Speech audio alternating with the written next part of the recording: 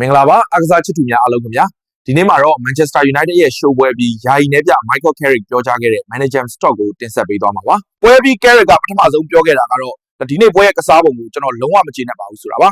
သူကဒီပွဲကခက်ခဲမယ်ဆိုတာကိုကြိုတင်တွက်ဆထားခဲ့ပါတယ်အနိုင်ရဖို့အခွင့်အရေးကလည်း United လက်ထဲမှာရှိခဲ့တယ်လို့ဆိုပါတယ်ဒါပေမဲ့အဲ့ဒီအခွင့်အရေးကိုအသုံးမချနိုင်ခဲ့တာကသူ့အတွက်အရန်စိတ်ပျက်စရာဖြစ်ခဲ့ပါတယ်ကစားပွဲအတွင်းမှာ Newcastle United ဘက်ကကစားသမားတယောက်အနီးကပ်နဲ့ထုတ်ပယ်ခံလိုက်ရပြီး10ယောက်သာကျန်ခဲ့ပေမဲ့ United ရဲ့ကစားပုံကတော့မတိုးတက်ခဲ့ဘူးလို့ Carrick ကပြောပါတယ်။သူ့စကားအရတော့တစ်ဖက်အသင်း10ယောက်နဲ့ကစားနေရတာတော့ကျွန်တော်တို့ရဲ့ကစားပုံကဒီညမှာလုံးဝမကောင်းခဲ့ပါဘူး။ဒီအတွက်စင်ကြေပြစရာလည်းမရှိပါဘူးလို့ပြောခဲ့ပါတယ်။ထို့ပြင်ကစားသမားတွေစိတ်အားထက်သန်မှုမရှိတာကြောင့်မဟုတ်ပါ quality နဲ့စွမ်းဆောင်ရည်ပိုင်းမှာမပြည့်စုံခဲ့တာသာဖြစ်တယ်လို့လည်းသူကရှင်းပြခဲ့ပါတယ်။ United ကိုပရိသတ်အားလုံးကတော့နိုင်ချင်ကြပါတယ်။ဒါပေမဲ့ရှုံးသွားတဲ့အခါအပြစ်တင်ဖို့ကအရန်လွယ်ပါတယ်လို့လည်း Carrick ကပြောခဲ့ပါတယ်